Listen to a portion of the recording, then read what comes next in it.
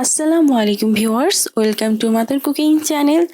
আজকে আমি আপনাদেরকে তৈরি করে দেখাবো গরুর বট দিয়ে অসাধারণ স্বাদের চটপটি। আর এই গরুর বটকে আমরা অনেকেই ভুড়িও বলে থাকি। আপনারা চাইলে গরুর বটের জায়গায় খাসির বটও নিতে পারেন।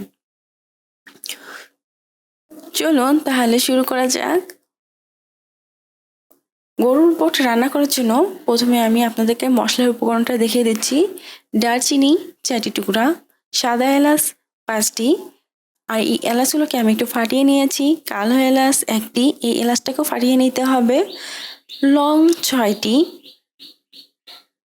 গোলমরিচ 10 থেকে 12টি, তেজপাতা 3টি। এখন আমি একটু প্রেসার কুকার নিয়ে নিয়েছি আর প্রেসার কুকারে সয়াবিন তেল দিয়ে মশলাগুলোকে ঢেলে দিচ্ছি। দিয়ে দিচ্ছি পেঁয়াজ কুচি 1 কাপ, দিয়ে দিচ্ছি জিরা বাটা হাফ টেবিল চামচ, দিয়ে দিচ্ছি আদা বাটা হাফ টেবিল চামচ, দিয়ে দিচ্ছি রসুন বাটা হাফ টেবিল চামচ, দিয়ে দিচ্ছি লবণ পরিমাণ মতো,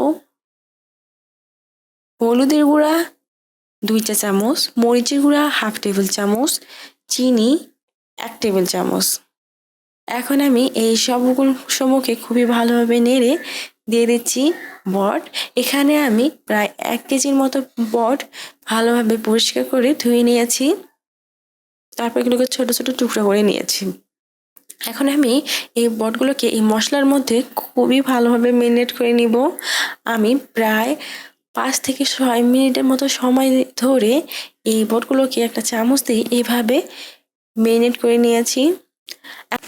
বটগুলো খুবই ভালোভাবে ম্যারিনেট করা হয়ে গেলে আমি এই প্রেসার কুকারটাকে একটা চুলার উপর বসিয়ে দিচ্ছি। তারপর চুলাটি অন করে চুলার আঁচ মিডিয়াম হাই করে রাখবো। তারপর বেশ কিছুক্ষণ সময় ধরে এই বটটাকে খুবই ভালোভাবে কষিয়ে নেব। আমি প্রায় 4 থেকে 5 মিনিটের মতো সময় এই বটটাকে খুবই ভালোভাবে কষিয়ে নিয়েছি। এ সময় আপনারা দেখতে পাচ্ছেন বটটা কিন্তু খুবই ভালোভাবে কষানো হয়ে গেছে। এখন আমি দিয়ে দিব পানি 2 কাপ। তারপর বটটাকে খুব ভালোভাবে নাড়িয়ে দিতে হবে। এখন ঢাকনা লাগিয়ে দিচ্ছি, ওয়েট করব সিটি আসা পর্যন্ত। আমি প্রায় 3টে সিটি দিয়ে বটটাকে প্রায় 80% মতো কুক করে নিচ্ছি।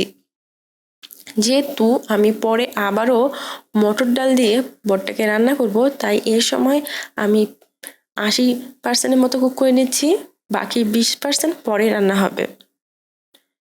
এই সময় 3টে সিটি চলে এসে গিয়েছে। এখন আমি প্রেসার কুকারের ঢাকনা আপনাদের খুলে দেখাচ্ছি। এই বটের মধ্যে প্রায় অনেকটা ঝোল দেখা যাচ্ছে। আমি এখন এই চুলার আঁচ হাই করে দিয়ে এই ঝোলটাকে শুকিয়ে নিব। অনবরত কষিয়ে কষিয়ে রান্না করছি। এই সময় আপনারা দেখতে পাচ্ছেন বটের ঝোলটা অনেকটা শুকিয়ে গেছে। এখন আমি এখান থেকে প্রায় অর্ধেকটা বট তুলে নিচ্ছি। এই অর্ধেকটা বট আপনারা যে কোনো কিছু করে খেতে পারবেন, কারণ চটপটি রান্নায় এতগুলো বটের প্রয়োজন নেই। আর প্রেসার কুকারে থাকা অবশিষ্ট বটের মধ্যে দিয়ে দিচ্ছি মটর ডাল। আর এখানে আমি প্রায় 1 পোয়ার মতো মটর ডাল নিয়েছি। আর এই মটর ডালটাকে প্রায় 6 ঘন্টার মতো সময় পানিতে ভিজিয়ে রেখেছিলাম। যেহেতু আমি ডালটাকে খুব বেশি সময় ধরে ভিজিয়ে রেখেছিলাম, তাই এটা রান্না করতে খুব বেশি সিটির প্রয়োজন হবে না। আমি প্রায় 2টি সিটি দিয়ে নেব। দিয়ে দিচ্ছি পানি। এখন ওয়েট করব সিটি আসা পর্যন্ত। এর ফাঁকে আমি ফুচকার ডোটা তৈরি করে নেব। তাই একটি প্লেটের মধ্যে দিয়ে দিচ্ছি সুজি হাফ কাপ, ময়দা 1/4 কাপ, বেকিং সোডা খুবই সামান্য পরিমাণে, সয়াবিন তেল 1 টেবিল চামচ। এখন আমি এই সব উপকরণসমূহকে খুবই ভালোভাবে মিক্স করে নেব। আমি বেশ কিছুক্ষণ সময় ধরে এই সব উপকরণসমূহকে খুবই ভালোভাবে মিক্স করে নিয়েছি। এখন আমি অল্প অল্প করে পানি দিয়ে একটা ফুচকার ডো তৈরি করে ফেলবো। আর খুব ভালোভাবে এই ডোটা মথে নিতে হবে। আর এই ডোটা কিন্তু খুব বেশি শক্ত করা যাবে না। আবার খুব বেশি নরম করা যাবে না, মিডিয়াম করে রাখতে হবে। আপনারা দেখতে পাচ্ছেন ফুচকার ডোটা কিন্তু তৈরি হয়ে গেছে। এখন আমি একটা বাটির মধ্যে এই ফুচকার ডোটা রেখে দিচ্ছি আর বাটির মধ্যে ঢাকনা লাগিয়ে দিচ্ছি। এখন আমি তেঁতুলের টক তৈরি করে নিব। তার জন্য একটা বাটির মধ্যে প্রায় 1/4 কাপের মতো তেঁতুল দিয়ে দিচ্ছি পানি। তারপর এই তেঁতুল থেকে কষলিয়ে খুব ভালোভাবে এর মাড়টাকে বের করে নিব। আপনারা দেখতে পাচ্ছেন যে ঠিক কতটা তেঁতুলের মাড় বের হয়েছে।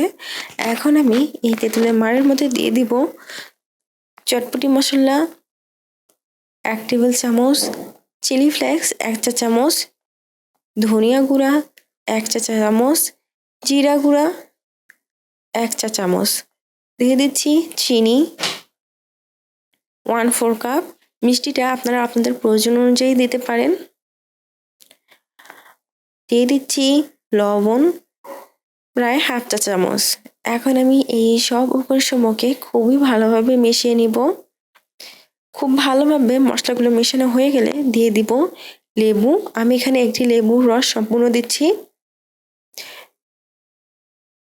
তারপর দিয়ে দিব কাঁচামরিচ প্রায় 1 টেবিল চামচ। তারপর আবার ওই টকটাকে খুব ভালোভাবে নাড়িয়ে দিচ্ছি। তারপর দিয়ে দিচ্ছি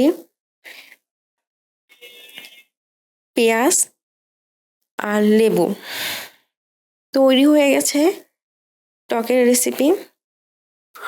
এখন আমি ফুচকা তৈরি করার জন্য এই ডোটিকে রুটির শেপে বেলতে শুরু করব। দেখুন এই সময় কিন্তু এই রুটিটাকে একটু মোটা রেখে বেলতে হবে, ঠিক এইরকম মোটা।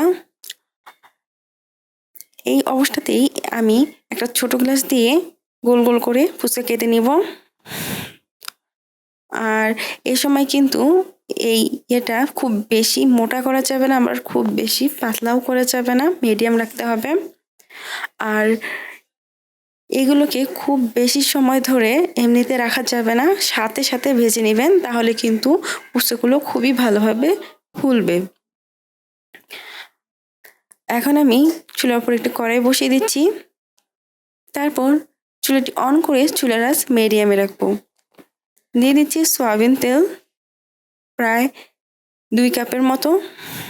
এখন আমি এই সয়াবিন তেলটা গরম হওয়া পর্যন্ত ওয়েট করব। খুব ভালোভাবে তেলটা গরম হয়ে এলে দিয়ে দিব কেটে রাখা ফুচকাগুলো। তেলে দেওয়ার সাথে সাথেই আপনারা দেখতে পাচ্ছেন ফুচকাগুলো খুব সুন্দরভাবে ফুলতে শুরু করে দিয়েছে। এখন আমি এগুলোকে ভেজে প্রায় ব্রাউন কালার করে নিব। আপনারা দেখতে পাচ্ছেন এই সময় কিন্তু ফুচকার গুলোকে উল্টিয়ে দিয়েছি আর এই পাশটা কিন্তু পুরোপুরি ব্রাউন কালার হয়ে এসেছে। এখন আমি ওই পাশটাও এভাবে ব্রাউন কালার করে নিব। ফুচকাগুলো ভাজা প্রায় হয়ে গিয়েছে। এখন আমি এই ফুচকাগুলোকে তেল ঝরিয়ে উঠিয়ে নিব। অন্য প্রসেসে আমি বাকি ফুচকাগুলোকেও ভেজে নিব। এখানে আমি প্রায় একটি বড় আলু সিদ্ধ করে নিয়েছি। এখন আমি এই আলুটাকে খুব ভালোভাবে ভেঙে নিচ্ছি। আলুটাকে খুবই ভালোভাবে ভাঙা হয়ে গেছে। এখন আমি একটা বাটির মধ্যে প্রেসার কুকার থেকে চটপটির ডাল সবগুলো উঠিয়ে নিয়েছি। এখন আমি আলুটা দিয়ে এই আলুটার সাথে ডালটাকে খুব ভালোভাবে একটা চামচ দিয়ে নেড়ে নেড়ে মিক্স করে নিচ্ছি। দিয়ে দিচ্ছি চটপটি মশলা। আমি এখানে একটি প্যাকেটের অর্ধেকটা চটপটি মশলা ইউজ করেছি। তারপর এগুলোকে খুব ভালোভাবে মিক্স করে ডালটাকে একটা পিরিচের মধ্যে উঠিয়ে নিচ্ছি। উপর দিয়ে দিচ্ছি ফুচকা ভেঙে। তারপর দিয়ে দিব টক পরিমাণ মতো। তারপর দিয়ে দিচ্ছি ডিম, শসা, পেঁয়াজ, কাঁচামরিচ দিয়ে উপরটা সাজিয়ে দিচ্ছি। তৈরি হয়ে গেছে খুবই মজাদার চটপটি। প্রিয় দর্শক, এই ছিল আমাদের আজকের রেসিপি। মাদার কুকিং চ্যানেলের আরও এক্সাইটিং রেসিপি নিয়ে আপনাদের সামনে আবারও উপস্থিত হব। ভিউয়ার্স, আপনাদের সকলকে অনেক অনেক ধন্যবাদ জানাচ্ছি পুরোটা সময় আমাদের সাথে থাকার জন্য। আমি উইশ করব আপনারা সবাই ভালো থাকবেন, সুস্থ থাকবেন এবং মাদার কুকিং চ্যানেলের সাথে থাকবেন। এই চ্যানেলে নতুন হয়ে থাকলে চ্যানেলটি সাবস্ক্রাইব করুন এবং ভালো লাগলে লাইক, কমেন্ট ও শেয়ার করুন। ধন্যবাদ।